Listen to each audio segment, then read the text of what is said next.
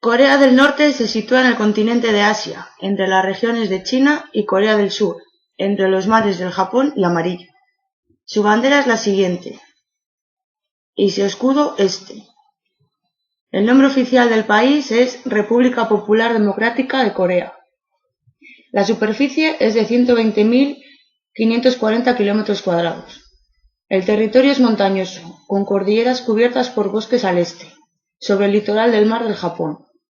Es un país rico en recursos minerales, carbón, hierro, zinc, cobre, plomo y manganeso. Su capital y ciudad más poblada es Pyongyang, y la forma de Estado socialista autoritario siendo Kim Jong-il el jefe de Estado, hijo del presidente eterno Kim Il-sung. Tiene una población de 20.479.088 habitantes. Otros datos de interés son la división administrativa, compuesta por 9 provincias y un distrito. La esperanza de vida de 64 años. Sus religiones son budistas y confucionistas. La tasa de natalidad está datada en 14,51% y la tasa de mortalidad en 9,08 por 1000. La tasa de alfabetización, según el gobierno, es del 99%. Su fiesta nacional el 9 de septiembre, el Día de la República. Sus fuerzas armadas son de 1.127.000 efectivos y los paramilitares datan de 3.800.000 en la Guardia Roja de Campesinos y 115.000 tropas de seguridad y dependientes del Ministerio de Seguridad Pública. 3. La Guerra de Corea fue una guerra entre Corea del Sur, apoyada por la Organización de las Naciones Unidas, y Corea del Norte, apoyada por la República Popular China, con la ayuda de material militar de la Unión Soviética. La guerra fue el resultado de la división de Corea por un acuerdo de los victoriosos aliados de la Segunda Guerra Mundial, tras la conclusión de la Guerra del Pacífico al final de la Segunda Guerra Mundial. La península de Corea había permanecido ocupada por Japón desde 1910, hasta el final de la Segunda Guerra Mundial.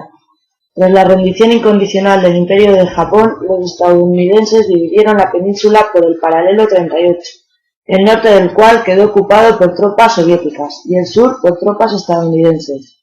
El fracaso de la celebración de elecciones libres en toda la península en 1948 acentuó la división entre ambas partes, y el norte estableció un gobierno comunista. El paralelo se convirtió todavía más en una frontera política entre ambas Coreas. Corea del Norte invadió Corea del Sur el 25 de junio de 1950, en lo que se suponía el primer conflicto armado serio de la Guerra Fría. La Guerra Fría fue un enfrentamiento ideológico del siglo XX, desde el final de la Segunda Guerra Mundial hasta el final de la URSS, en 1989 con la caída del muro de Berlín, entre el bloque occidental capitalista de Estados Unidos y el oriental comunista de la Unión Soviética. El enfrentamiento tuvo lugar a los niveles político, ideológico, económico, social, tecnológico, militar e informativo, pero nunca hubo acciones directas. El gobierno de Corea del Norte se autodescribe como una república socialista autodependiente. Sin embargo, se rinde un pronunciado culto hacia la personalidad de Kim Il-sung, el fundador de Corea del Norte y el primer y único presidente del país, y su hijo y heredero Kim Jong-il. Kim Il-sung fue un político comunista y jefe del Estado de Corea del Norte desde 1948 hasta su muerte, momento en el que la Asamblea Popular Suprema cooptó a su hijo Kim Jong-il como presidente. Tuvo los cargos de primer ministro desde 1948 hasta 1972 y presidente en adelante. Asimismo, era secretario general del Partido de los Trabajadores de Corea y ha sido elegido presidente eterno de la República. El aparato propagandístico del Estado llevó a los ciudadanos a llamarlo gran líder. Su cumpleaños y la fecha de su muerte son conmemoraciones nacionales en Corea del Norte. Kim Jong-il, hijo de Kim Il-sung, es un político y militar norcoreano. Es presidente de la Comisión Nacional de Defensa, comandante supremo del Ejército Popular de Corea y secretario general del Partido de los Trabajadores de Corea. Es conocido en su país como el querido líder o el gran dirigente, y en la Constitución como el líder supremo. Como autor teórico, firma un número de obras en las que desarrolla la teoría Juche, una doctrina colectivista y nacionalista en el que se ha basado la política de su Estado. Su cumpleaños es una fiesta nacional. Culto al líder. El líder nunca se equivoca. Lo primero que se hace al entrar al país es hacer una ofrenda floral al líder. Si no le veneras, puedes acabar en un campo de reeducación. Hay 35.000 estatuas del líder y una foto en cada casa. Existen sellos que no se pueden chupar y billetes con su cara inutilizables, ya que no se pueden doblar. No se puede pasar por delante de una estatua sin reverenciarla. No se puede dar la espalda a un dibujo donde aparezca el líder. Existe un museo donde hay más de 200.000 regalos para el líder y su hijo, donde para entrar hay que cubrirse los pies. Este se localiza en una montaña para evitar bombardeos de los Estados Unidos. Existen exhibiciones militares con una precisión milimétrica, donde se incluyen misiles y canciones al líder, que dicen: si tú no existes, nosotros tampoco existimos.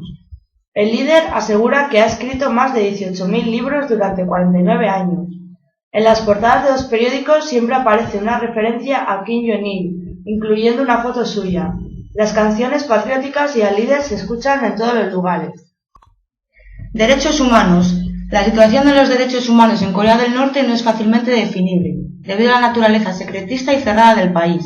El gobierno norcoreano impone fuertes restricciones a la entrada de extranjeros y supervisa de modo estricto sus actividades. Los observadores de las agencias solidarias son sujetos a vigilancia y excluidos de ciertos lugares y regiones. Ya que los ciudadanos no pueden abandonar libremente el país, el registro de derechos humanos en Corea se ha elaborado principalmente a través de relatos de refugiados y desertores. La posición del gobierno, expresada por la Korean Central News Agency, es que Corea del Norte no tiene problema alguno de derechos humanos, pues afirma su sistema socialista fue elegido por el pueblo y le sirve fielmente. Es difícil trazar una imagen clara de la situación interna del país, pero resulta evidente que el gobierno norcoreano controla virtualmente todas las actividades dentro de la nación. A los ciudadanos no se les permite pensar libremente, y los críticos del régimen son sometidos a persecución y detención. Todos los medios de comunicación, radio, televisión y prensa se hallan bajo control gubernamental y están entregados a loar la administración del dictador Kim Jong-il. La revista The Economist anota que es casi imposible obtener información sobre la situación de Corea del Norte, dado que su gobierno ha llevado la paranoia y la represión a niveles inusitados. Entre las violaciones de derechos humanos en Corea del Norte figuran el empleo de la tortura, la aplicación de la pena de muerte, la detención y el encarcelamiento arbitrarios, las condiciones de reclusión inhumanas y la supresión prácticamente total de las libertades fundamentales, incluidas la de expresión y circulación.